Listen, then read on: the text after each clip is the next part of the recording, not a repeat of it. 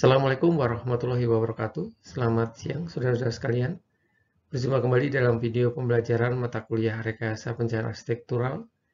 Pada kesempatan siang hari ini, saya Jaro Prastyo Sandoko dari jurusan Arsitektur FTSP UII Yogyakarta akan mengantarkan saudara-saudara sekalian membahas satu topik terkait dengan mata kuliah Rekayasa Pencahayaan Arsitektural, yakni terkait standar desain pencahayaan arsitektural.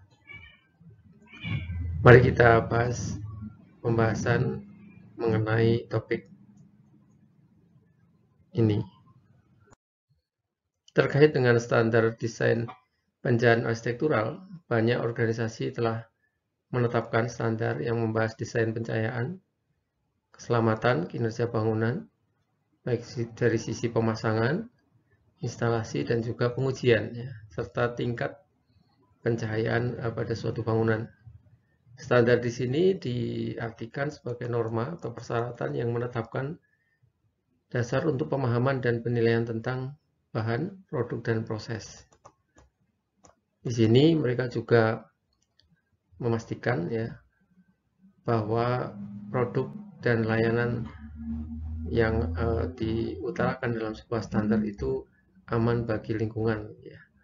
Dan khusus untuk standar desain terkait pencahayaan arsitektural diawali dari pemikiran mengenai penghematan energi dan juga bagaimana bisa memenuhi kebutuhan fisik dari pengguna bangunan terkait dengan kebutuhan pencahayaan pada ruangan yang mereka desain. Di sini kondisi standar itu tidak selalu sama, sering direvisi gitu ya, seringkali direvisi dan diubah oleh institusi yang berwenang. Hal ini terkait dengan adanya teknologi baru dan juga perkembangan kebutuhan-kebutuhan aktivitas yang mengikuti perkembangan zaman, sehingga standar ini selalu diupdate dan diperbarui sesuai dengan kebutuhan. Di tempat kita terdapat beberapa standar yang bisa dijadikan standar desain terkait dengan pencahayaan arsitektural yang dikenal dengan SNI, Standar Nasional Indonesia. Terdapat 4 SNI yang terkait secara langsung pada desain pencahayaan arsitektural. Yang pertama adalah SNI 036197 2000. Ini tentang konservasi energi pada sistem pencahayaan. Yang kedua SNI 032396 2001. Ini tentang tata cara perancangan sistem pencahayaan alami pada bangunan gedung. Yang ketiga adalah SNI 036575 2001. Sini terkait dengan tata cara perancangan sistem pencahayaan buatan pada bangunan gedung. Dan yang keempat adalah SNI 7062 2019 tentang pengukuran intensitas pencahayaan di tempat kerja. Nanti akan kita bahas satu persatu standar SNI terkait dengan desain pencahayaan yang hari ini akan kita bahas. Yang pertama, kita akan membahas mengenai SNI 036197 2000 tentang konservasi energi pada sistem pencahayaan. Sistem ini atau standar dari konservasi energi ini dimaksudkan untuk dapat dimanfaatkan oleh para perencana, perancang, pelaksana, pengawas, dan pengelola bangunan gedung dalam menerapkan konsep-konsep konservasi energi sistem pencahayaan pada bangunan gedung, sehingga pada desain bangunan kita sasaran hemat energi dapat tercapai. Standar ini memuat ketentuan pedoman-pedoman pencahayaan pada bangunan gedung untuk memperoleh sistem pencahayaan dengan pengoperasian yang optimal, sehingga menggunakan energi dapat efisien tanpa harus mengurangi atau mengubah fungsi bangunan itu sendiri, fungsi ruang dan kenyamanan, produktivitas kerja penghuni, serta tentu saja dengan mempertimbangkan biaya pembangunan yang diperlukan. Terkait dengan SNI konservasi energi pada pencahayaan bangunan, Terdapat beberapa standar. Yang pertama terkait dengan General Lighting Requirements. Dapat Artificial Lighting dan Natural Lighting. Artificial Lighting nanti ada beberapa pedoman standar minimum kebutuhan intensitas pencahayaan pada ruang ya, yang diperlukan, berapa lux begitu setiap ruang dengan masing-masing fungsi dan kegiatan yang ada di ruangan. Nanti akan kita lihat satu persatu. Yang kedua terkait dengan natural lighting, tentang pedoman-pedoman desain pencahayaan alami yang perlu kita penuhi dalam sebuah bangunan. Selanjutnya yang kedua tentang perhitungan atau calculations. Di sini terkait dengan pertama prosedur ya, perhitungan dan optimasi pemakaian daya listrik ya. Terkait dengan prosedur perhitungan dan optimasi pemakaian daya listrik ini, prosedur umum perhitungan besarnya pemakaian daya listrik untuk sistem pencahayaan buatan ya, dalam rangka penghematan energi. Di pertama yang dilakukan prosedurnya adalah menentukan tingkat pencahayaan rata-rata masing-masing ruang ya, berapa lux tingkat pencahayaan masing-masing ruang. Kemudian tentukan sumber cahaya atau jenis lampunya yang paling efisien, yang memiliki efikasi paling tinggi sesuai dengan penggunaan ruangnya ya, sesuai dengan renderasi warna atau color rendering yang dipilih sesuai dengan peruntukannya gitu ya. Terus kemudian menentukan armatur yang efisien atau rumah lampu yang paling efisien. Kemudian menentukan tata letak lampu atau armatur, pemilihan jenis, bahan dan warna permukaan ruangan kita ya, dinding, lantai, dan langit-langit itu juga mempengaruhi kualitas dan juga konsumsi dari energi pencahayaan kita. Kemudian hitung jumlah lux luminous ya, atau lumen, berapa lumen dan jumlah lampu yang diperlukan dalam ruangan kita. Tentukan jenis pencahayaannya, apakah merata ataukah setempat ataukah gabungan dari merata dan setempat. Selanjutnya hitung jumlah daya terpasang dan periksa apakah daya terpasang per meter perseginya tidak melampaui angka maksimum yang telah ditentukan ya, di dalam tabel yang ada di SNI ini. Tabel mengenai daya maksimal lampu gitu, per meter persegi. Selanjutnya rancang sistem pengelompokan penyalaan sesuai dengan letak dari cahaya tersebut ya, dalam hal ini lampu.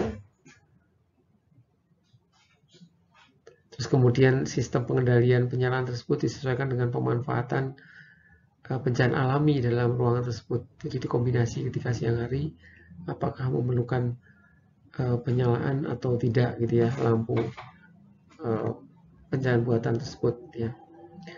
Yang kedua, standar mengenai kualitas warna cahaya, light color quality ya, di mana kualitas warna cahaya dibedakan menjadi ada warna cahaya lampu itu ada warna putih kekuning-kuningan, ada warna putih netral ya, kemudian putihnya putih daylight ya. Sesuai dengan pilihan tersebut, itu ada beberapa konsekuensi yang terkait dengan desain yang akan diwujudkan. Kemudian yang kedua, light color quality ini terkait renderasi warna atau color rendering ya. Kalau yang warna putih kekuning-kuningan tadi atau warm white, kelompok 1 itu renderasi warnanya atau color renderingnya 80-100%. Kalau kelompok kedua yang cool white tadi itu 60-80% color renderingnya. Kemudian color rendering untuk kelompok 3 yang putih daylight tadi 40-60%. Jadi color rendering yang paling baik yang putih kekuning-kuningan. Sedangkan yang kelompok keempat ini kurang dari 40%. Itu terkait dengan light color quality yang ada di SNI 036197-2000. Selanjutnya dalam SNI juga disampaikan terkait perhitungan tingkat pencahayaan alami siang hari ya, yang hemat energi. Itu dilakukan seperti apa gitu. Pertama, tentukan faktor pencahayaan siang hari atau faktor langit minimum yang diperlukan pada titik-titik yang dipilih pada ruangan tersebut. Nantinya ini akan didetailkan lagi pada SNI yang terkait khusus pencahayaan alami, yang akan kita bahas pada slide selanjutnya. Selanjutnya, yang kedua adalah gunakan cara perhitungan faktor langit dan faktor pencahayaan siang hari yang ada di SNI. Nanti akan kita bahas ya, SNI 03-2396-2001 tentang tata cara perancangan sistem pencahayaan alami pada bangunan gedung. Ya. Kemudian tentukan lubang cahaya yang dapat dibuka sesuai ketentuan ventilasinya. Ya. Jadi itu nanti akan ditemukan desain yang sesuai dengan standar SNI tentang konservasi energi pada sistem pencahayaan bangunan kita.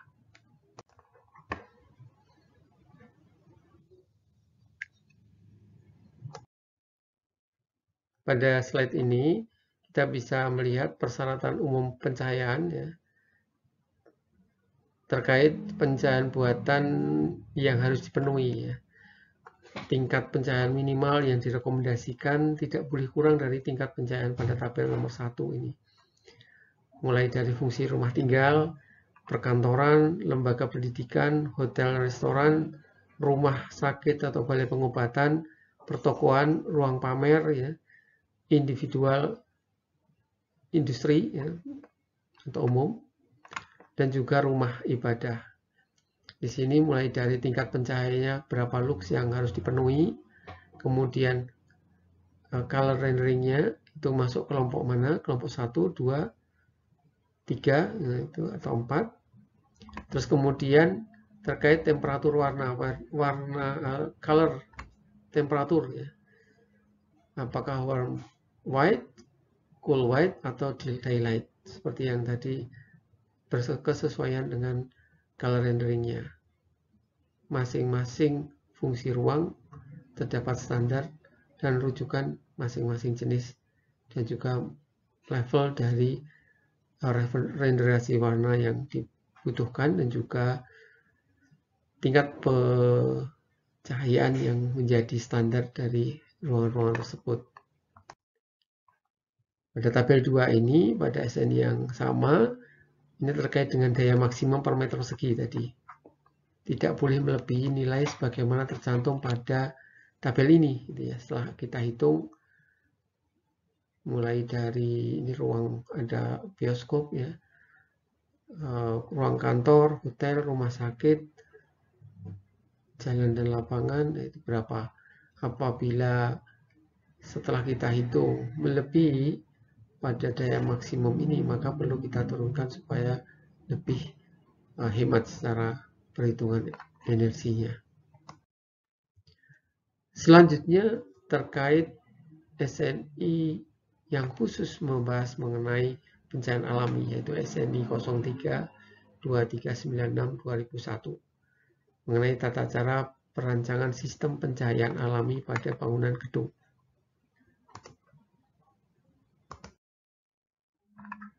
Standar ini atau SNI ini memiliki maksud ya dalam penyusunannya itu sebagai pedoman ya, bagi semua pihak yang terlibat, seperti halnya di SNI sebelumnya yang terlibat dalam perencanaan, perancangan ya, pelaksanaan juga, pengawasan dan juga pengelolaan bangunan gedung ya, sehingga pencahayaan dan kenyamanan di dalam bangunan gedung itu dapat dilakukan secara efektif. Tentu saja terkait dengan pemanfaatan pencahayaan alami. Tata cara perencanaan sistem pencahayaan alami pada bangunan gedung ini bertujuan melengkapi ya, peraturan-peraturan kenyamanan, konservasi energi yang telah ada sebelumnya dan merupakan prasyarat minimum bagi sebuah bangunan hotel, sebuah bangunan gedung ya. Sehingga hal ini penting buat kita untuk arsitek ya dalam membahas tata cara perencanaan sistem pencahayaan alami pada bangunan gedung ini. Baik itu meliputi kriteria perancangan ya, desain kriteria, cara perancangan pencahayaan alami siang hari maupun terkait pengujian dan juga pemeliharaan dari sistem pencahayaan bangunan kita. Yang pertama di sini terdapat term and definition, istilah dan definisi. Di dalam SNI terkait tata cara perancangan pencahayaan alami pada bangunan ya. Di sini ada definisi mengenai terang langit ya. Langit perencanaan, apa yang disebut sebagai faktor langit, apa yang disebut sebagai titik ukur ya. Bidang lubang cahaya efektif. Kemudian ketentuan dasar ya, desain ya, terkait dengan desain kriteria ya. Desain kriteria di sini ada dua, ada basic term, ketentuan dasar, dan juga ketentuan teknis. Ketentuan dasar di sini terkait beberapa hal.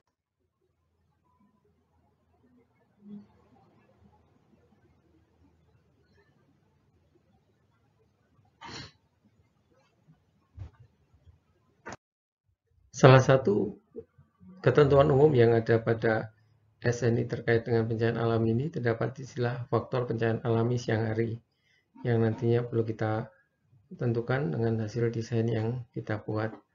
Faktor pencahayaan alami siang hari terdiri dari 3 komponen ya. Ditunjukkan pada gambar pada slide ini. Yang pertama adalah komponen langit, faktor langit ya, FL, yakni komponen pencahayaan langsung dari cahaya langit ya. Gambar yang paling atas.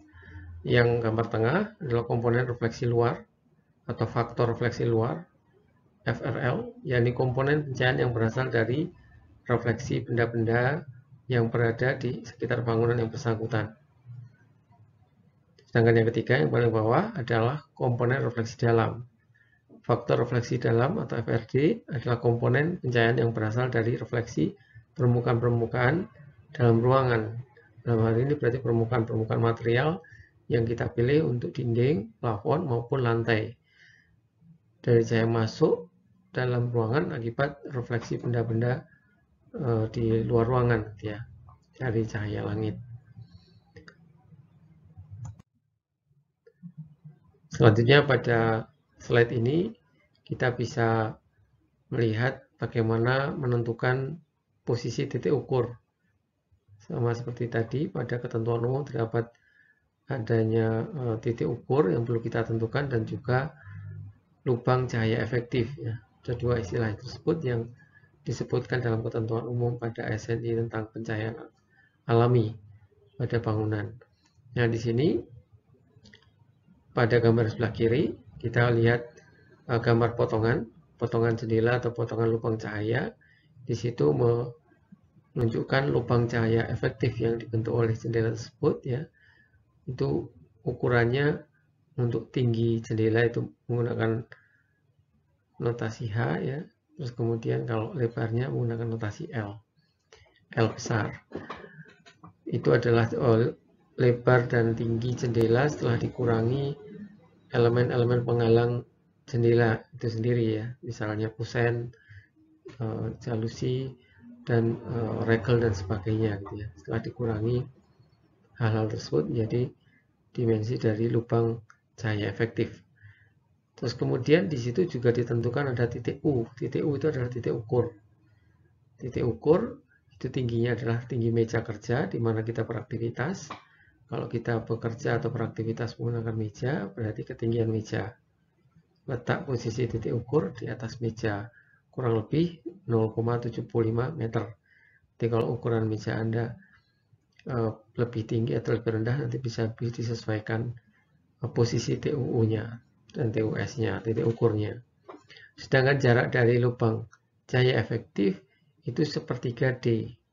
D-nya kecil ya. D itu adalah kedalaman ruang dari lubang cahaya yang ada atau yang kita desain tersebut. Baik, yang sebelah tengah di situ adalah merupakan bagaimana cara kita menentukan TU dan TUS. TU adalah titik ukur utama, TUS adalah titik ukur samping. Titik ukur utama jaraknya dari jendela atau dari lubang bukaan adalah sepertiga D, sepertiga dari kedalaman ruang. Sedangkan posisi TUS satu garis dengan TUU berjarak setengah meter dari dinding. Sedangkan yang sebelah kanan adalah gambar 4 ya. Ini gambar 4 ini menjelaskan mengenai jarak D atau kedalaman ruang apabila kita memiliki dua bukaan yang berbeda gitu. Nah, D1 untuk jendela 1, D2 untuk jendela 2. Selanjutnya terkait dengan ketentuan teknis pada SNI tata cara perancangan sistem pencahayaan alami pada bangunan ini, terdapat 3 hal yang disampaikan. Yang pertama terkait klasifikasi berdasarkan kualitas pencahayaan ya, yang nantinya itu akan bisa jadi parameter atau tolok ukur dalam kita melakukan pengujian dan juga evaluasi terkait dengan desain yang sudah kita hasilkan. Yang kedua, tentang persyaratan faktor langit dalam ruangan. Dan yang ketiga, terkait penetapan faktor langit. Ketentuan teknis yang pertama terkait klasifikasi berdasarkan kualitas pencahayaan. Di sini terdapat 2 hal, kualitas pencahayaan yang harus dan layak disediakan, ditentukan oleh 2 hal ya. Yang pertama adalah penggunaan ruang atau room use, dan yang kedua lamanya waktu aktivitas pengguna ruangan dalam melakukan aktivitas di ruangan tersebut ya, dalam melakukan aktivitas yang dikonsepkan atau yang ditujukan pada saat mendesain. Penggunaan ruang di sini khususnya ditinjau dari sisi beratnya penglihatan ya oleh mata terhadap aktivitas yang dilakukan di dalam ruangan tersebut. Sedangkan yang lama waktu aktivitas yang memerlukan daya penglihatan tinggi itu menjadi faktor penentu yang kedua gitu ya, yang nanti akan menentukan tingkat pencahayaan yang dibutuhkan dalam sebuah ruang ya. Dan sifat aktivitasnya seperti apa? Sifat aktivitas dapat berupa sesuatu yang terus-menerus ya, memerlukan perhatian, penglihatan yang tepat, atau dapat pula hanya sifatnya periodik, insidental, dan mata itu bisa beristirahat. Karakteristik sifat aktivitas ini juga akan mempengaruhi tingkat pencahayaan yang dibutuhkan pada ruangan tersebut. Selanjutnya tentang kualifikasi kualitas pencahayaan ya. Di sini dibedakan menjadi A, B, C, dan D. Kalau kualitas A, ruangan-ruangan dengan pencahayaan kualitas A ini meliputi ruangan-ruangan yang memiliki kerja halus sekali sifatnya. Pekerjaan secara cermat terus-menerus seperti menggambar detail, menggrafir, menjahit kain warna gelap, dan sebagainya. Sedangkan yang kualitas B, kerjanya halus, pekerjaan cermat, tidak efektif, terus-menerus ya, tidak secara efektif terus-menerus, jadi kadang-kadang juga bisa beristirahat gitu ya, seperti menulis, membaca, contohnya membuat alat atau merakit komponen menjadi suatu komponen utuh gitu ya. Itu masuk kualifikasi atau kualitas B gitu ya, kualifikasi kualitas B. Sedangkan yang kualifikasi kualitas C adalah kerja sedang ya, pekerjaan tanpa konsentrasi yang besar dari si pelaku atau si pengguna ruangan, seperti pekerjaan mengerjakan pekerjaan kayu, merakit suku cadang yang agak besar gitu ya. Itu masuk ke kualitas C.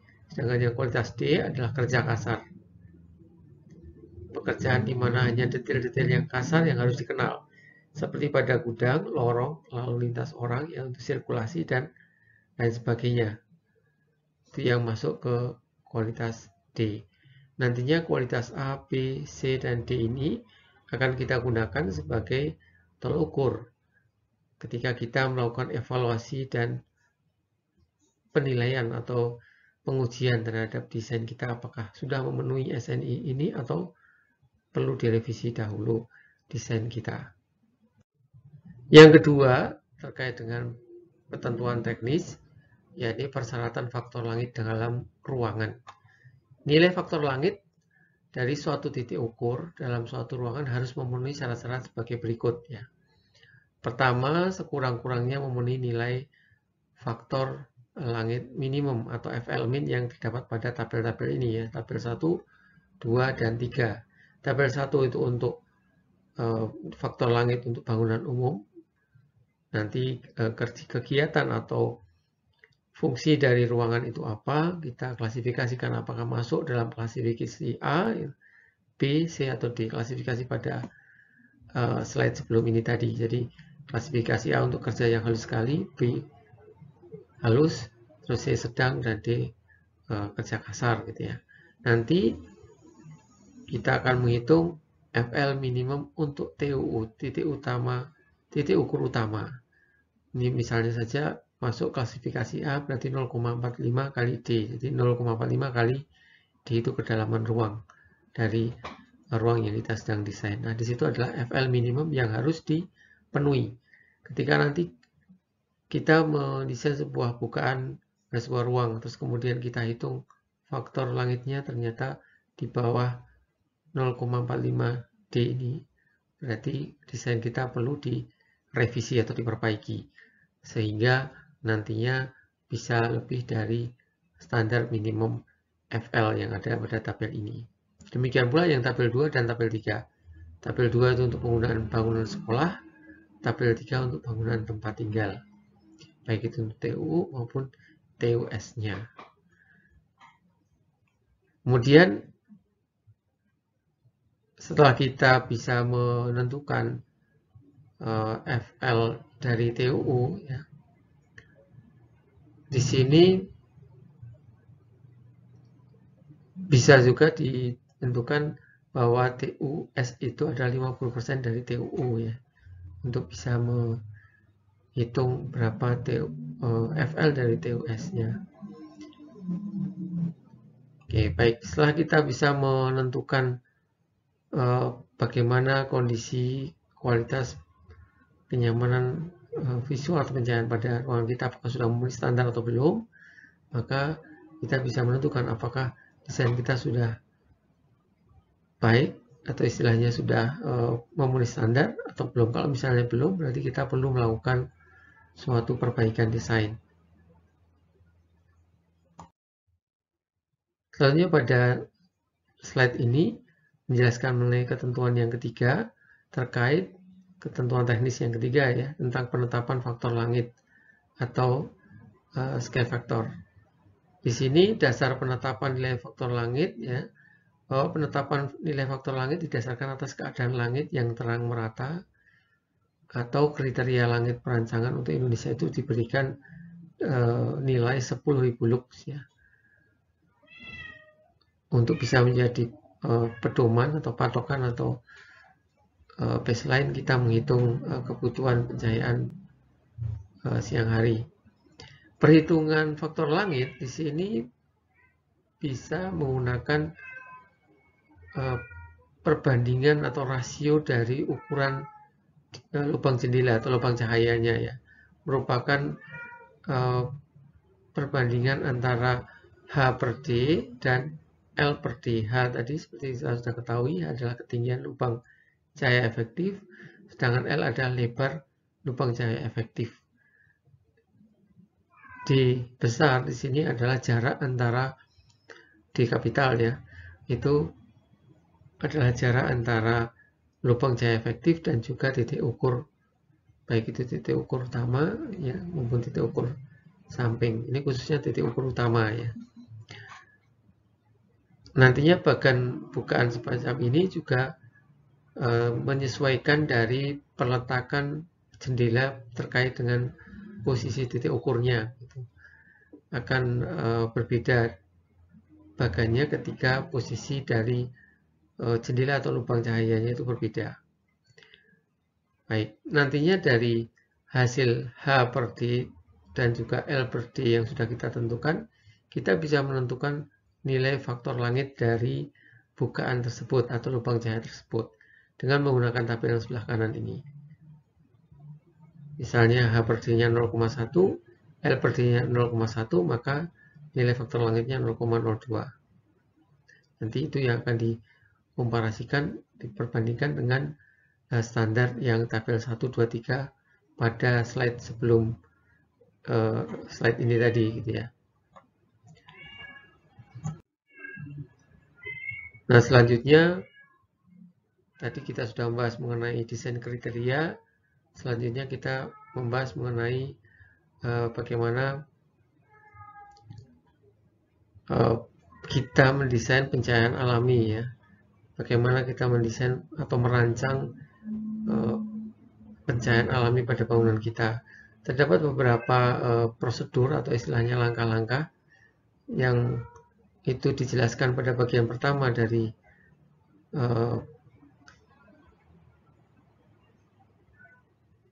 hal ini ya. Yang pertama adalah daylight natural lighting design prosedur. Ini nanti kita akan bahas di bagian ini, adalah bagian yang menjelaskan nanti langkah-langkahnya apa saja gitu ya yang perlu kita lakukan. Nanti kan kita bahas pada slide berikutnya ya. Nah, kemudian yang kedua adalah terkait natural lighting and wide aperture of light atau pencahayaan alami dan luas lubang cahaya. Dan yang ketiga adalah lokasi dan bentuk dari lubang cahaya itu sendiri. Kita akan bahas dahulu terkait dengan pencahayaan alami dan juga luas lubang cahaya. Untuk memperoleh kualitas pencahayaan yang diinginkan, maka di dalam perancangan perlu diperhatikan hal-hal yang mempengaruhi kualitas pencahayaan tersebut ya. Kualitas pencahayaan alami siang hari itu ditentukan oleh beberapa hal. Yang pertama adalah perbandingan antara luas lubang cahaya dan luas lantai ruangan tersebut. Yang kedua, bentuk dan letak lubang cahaya. Orientasi dari lubang cahaya itu juga bentuknya ya. Yang ketiga adalah faktor refleksi cahaya dari permukaan di dalam ruangan. Itu tiga hal yang mempengaruhi kualitas pencahayaan siang hari. Selanjutnya terkait dengan lokasi dan juga bentuk lubang cahaya. Yang ketiga ya. Di sini yang pertama bahwa letak dan posisi dari lubang cahaya itu berpengaruh pada nilai faktor langit ya, serta distribusi cahaya ke dalam ruang. Tentu saja hal ini bisa dipahami ya. Yang kedua adalah bentuk lubang cahaya memberikan pengaruh terhadap distribusi cahaya. Bentuknya apakah dia rectangular, apakah dia lingkaran, apakah dia segi 5 dan sebagainya. Atau segitiga gitu ya. Nah, yang ketiga bahwa penghalang cahaya, unsur-unsur dari jendela tadi yang mengurangi lebar cahaya efektif tadi ya, atau lubang cahaya efektif tadi berupa kusen, palang jendela dan lain sebagainya yang terbuat dari bahan yang tidak tembus cahaya itu akan merubah atau mengurangi ya lubang cahaya efektif dari jendela kita, dari bukaan bangunan kita. Penghalang cahaya lain yang berupa bagian dari bangunan sendiri itu juga bisa menjadi apa ya istilahnya, menjadi bagian yang mengurangi gitu ya, mengurangi lubang cahaya efektif pada bukaan kita ya, yang nanti berpengaruh pada pencahayaan alami yang masuk pada bangunan kita. Selanjutnya terdapat juga halangan yang berupa bangunan-bangunan lain ya, yang ada di hadapan lubang cahaya umumnya akan membatasi bagian bawah ya, dari lubang cahaya efektif. Dan ini memang mempengaruhi kualitas cahaya yang masuk ya. Kemudian penghalang lain ya berupa vegetasi ya, tanaman yang ada di halaman bangunan kita. Itu juga bisa mempengaruhi cahaya yang masuk dalam gedung atau ruangan kita. Nah, selanjutnya terkait prosedur tadi yang pertama tadi ya, prosedur perancangan ya, perancangan pencahayaan alami pada gedung di sini. Yang pertama kita diminta untuk mendefinisikan fungsi bangunan ya, mengenali fungsi bangunan apa, fungsi ruangan ya khususnya untuk aktivitas apa. Nantinya setelah kita menentukan atau bisa mendefinisikan fungsi ruangan atau aktivitas yang dilakukan dalam ruangan tersebut, kita bisa menentukan faktor cahaya siang hari minimum yang diperlukan. Setelah itu kita mengukur desain kita, ya, desain lubang cahaya atau bukaan pada bangunan kita, posisinya ada di mana, dan kemudian kita bisa menghitung faktor langit ya dari perbandingan H per D dan L per D tadi, di mana nanti kita akan ketemu faktor langitnya. Nah, setelah faktor langitnya bisa dihitung atau ditentukan, maka kita bisa melakukan evaluasi atau pengujian ya. Pengujian sejauh mana desain kita bisa memenuhi standar dari SNI 032396/2001 ini terkait dengan pencahayaan alami pada bangunan. Nah, ini adalah prosedur yang harus kita ikuti ya, dalam kita mendesain pencahayaan alami dalam bangunan kita. Hal ini terkait dengan proses pengujian ya. Ya seperti tadi disampaikan, proses pengujian yang tadi terkait dengan faktor langit tadi adalah merupakan pengujian dari lighting levelnya. Ya, seperti kita ketahui bahwa terdapat dua pengujian yang bisa dilakukan terkait kualitas pencahayaan atau kenyamanan pencahayaan yang ada di gedung kita. Yang pertama terkait dengan tingkat pencahayaan atau lighting level.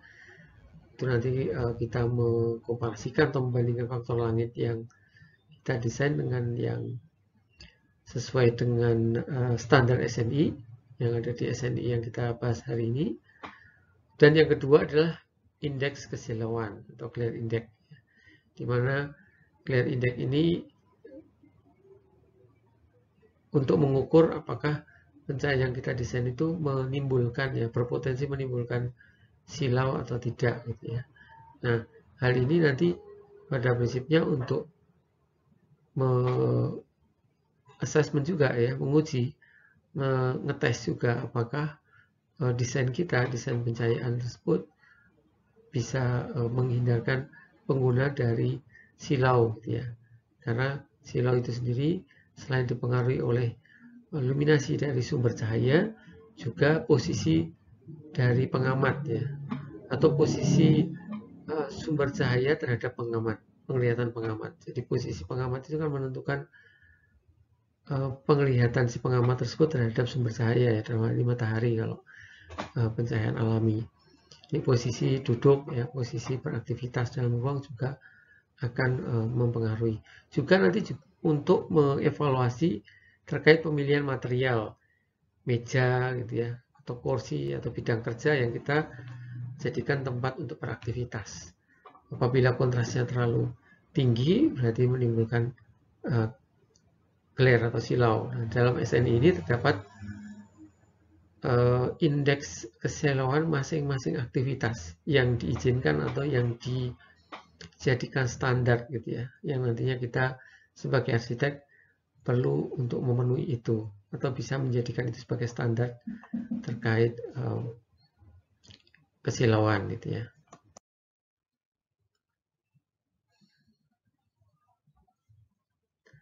Selanjutnya terkait dengan SNI pencahayaan buatan, di sini SNI 036575/2001, di sini tentang tata cara perancangan sistem pencahayaan buatan pada bangunan. Ya.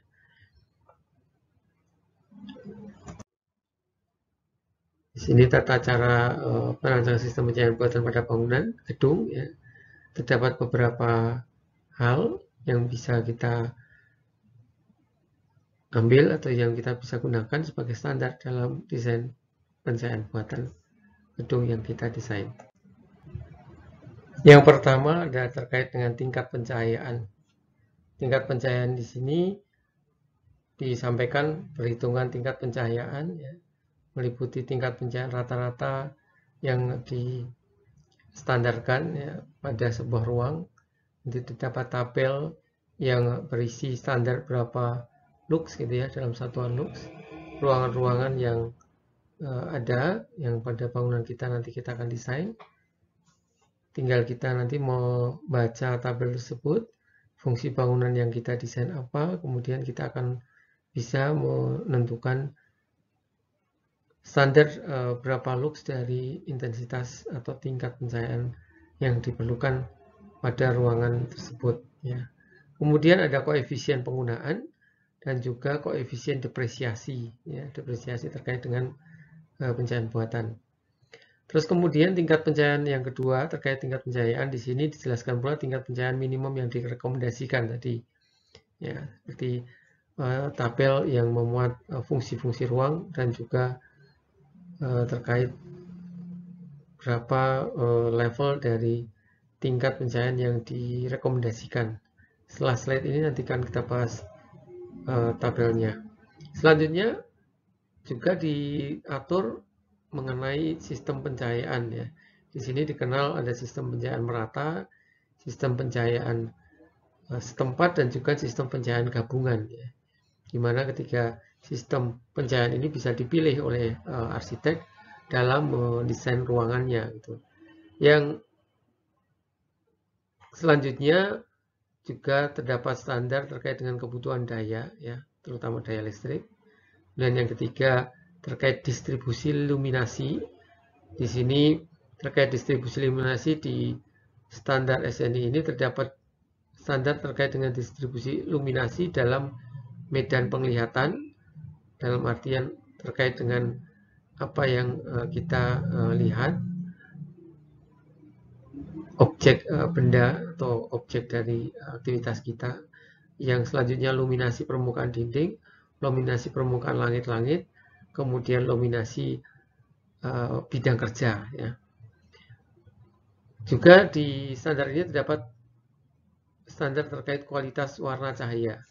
Kualitas warna cahaya di sini ada tampak warna dan renderasi warna. Seperti yang tadi sudah disebutkan juga di SNI terkait dengan konservasi energi ya. Tapi dalam SNI terkait dengan perancangan pencahayaan buatan ini lebih detail dan juga lebih fokus pada penggunaan lampu ya, fixture dan juga armatur pada pencahayaan buatan. Sehingga nanti terkait dengan renderasi warna atau color rendering dan juga color light colornya sama seperti apa yang tadi sudah disampaikan di SNI terkait konservasi energi. Kemudian juga terkait dengan silau ya, glare. Kemudian terkait dengan pemilihan peralatan. Di sini pemilihan peralatan terdiri dari pemilihan lighting lampnya atau lampu ya, yang kemudian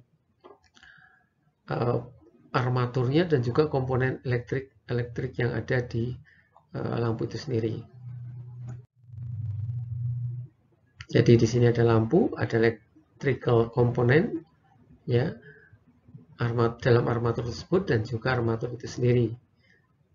Nah, sebelum kita melakukan testing tadi juga kita perlu memperhatikan kaitannya dengan glare. Di sini ada disability glare, discomfort glare, armature selection system to reduce discomfort glare.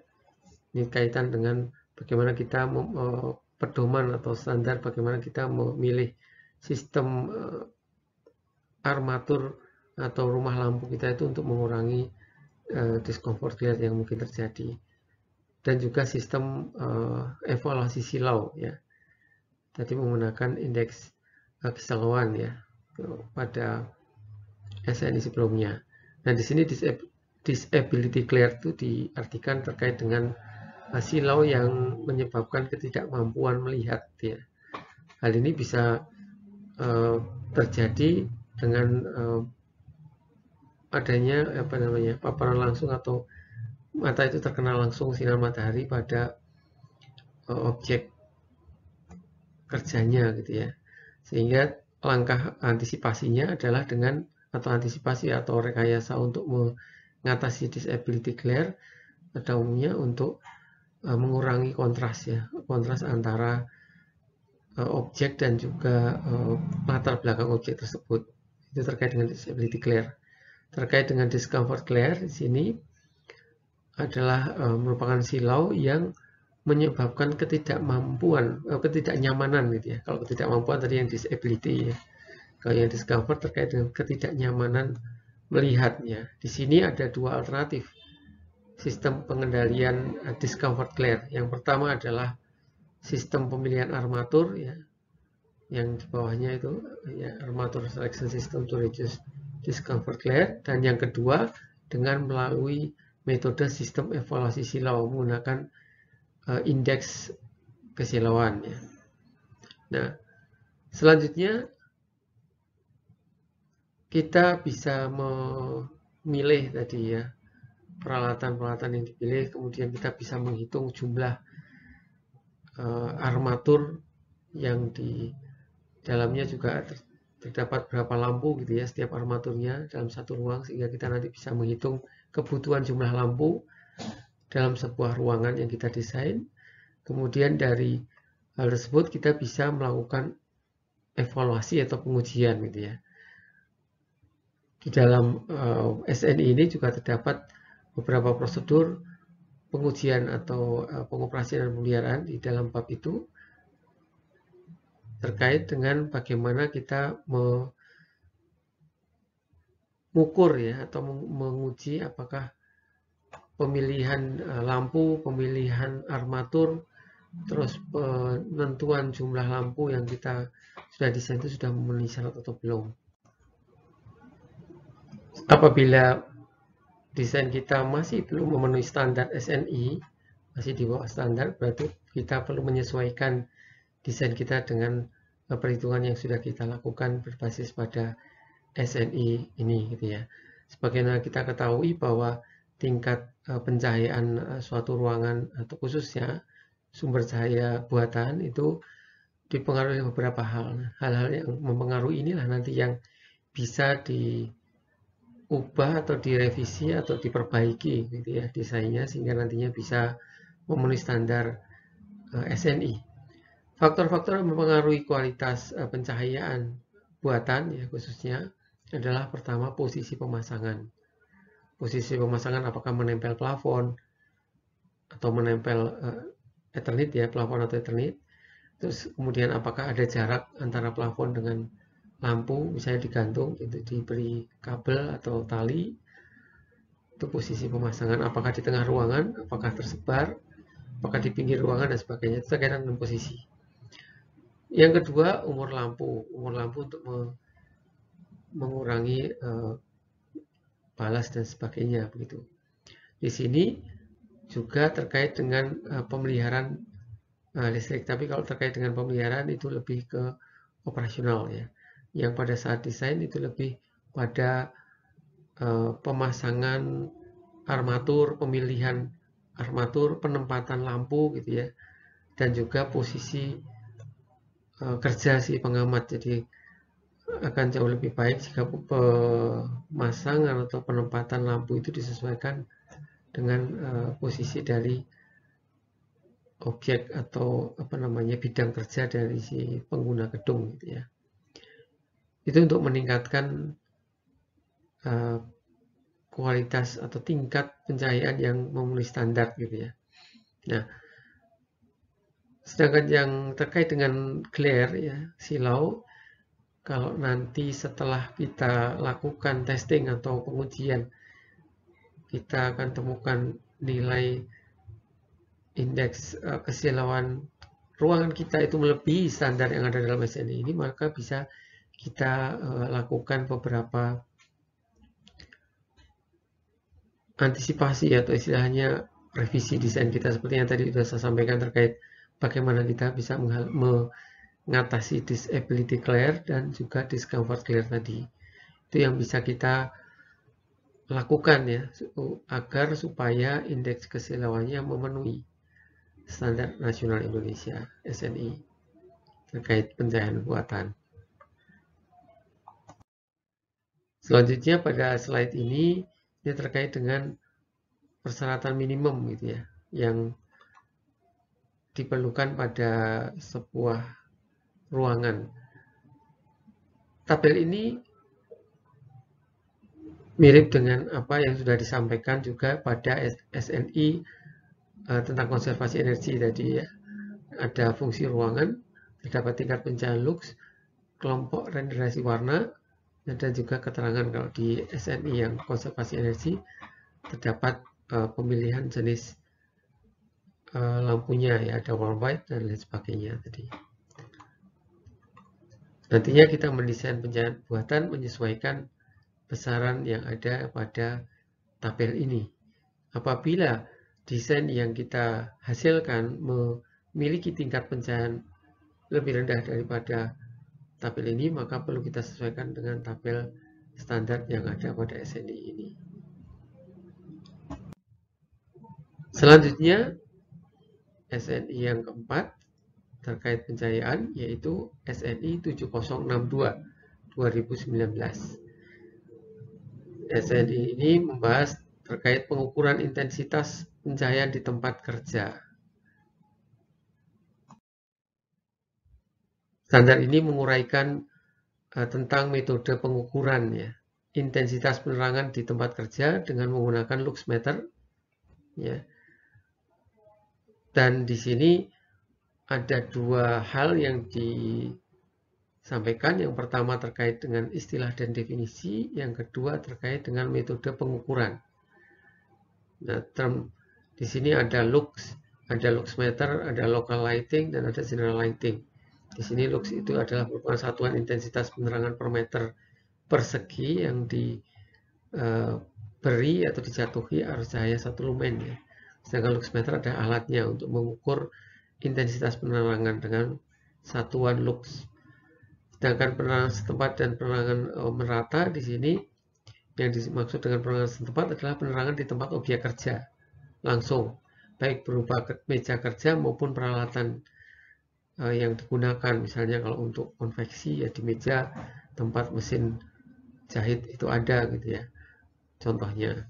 Terus kemudian penerangan umum di sini penerangan di seluruh area tempat kerja yang membedakan istilah-istilah ini. Kemudian terkait dengan metode pengukuran yang disampaikan dalam SNI ini ada hal terkait prinsip pengukuran intensitas pencahayaan atau penerangan, kemudian peralatan-peralatannya dan juga prosedur kerjanya gitu ya.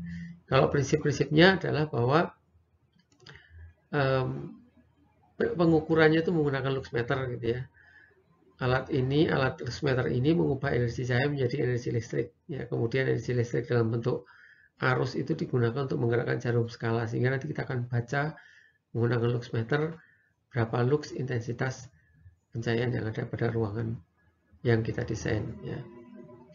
Dalam hal ini berarti sudah terbangun begitu.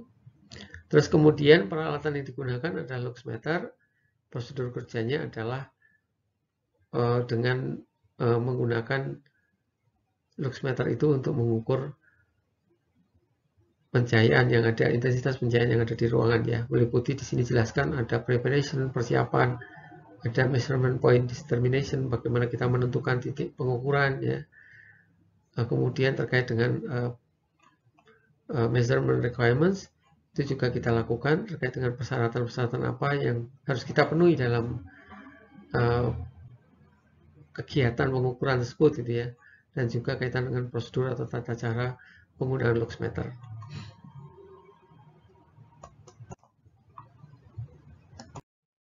Baik, demikianlah presentasi terkait dengan materi lighting design standar ya, architectural lighting design standar pada siang hari ini. Semoga bisa dipahami dengan baik. Terima kasih atas perhatiannya. Sampai bertemu pada video pembelajaran berikutnya. Billahi taufiq wal hidayah. Wassalamualaikum warahmatullahi wabarakatuh.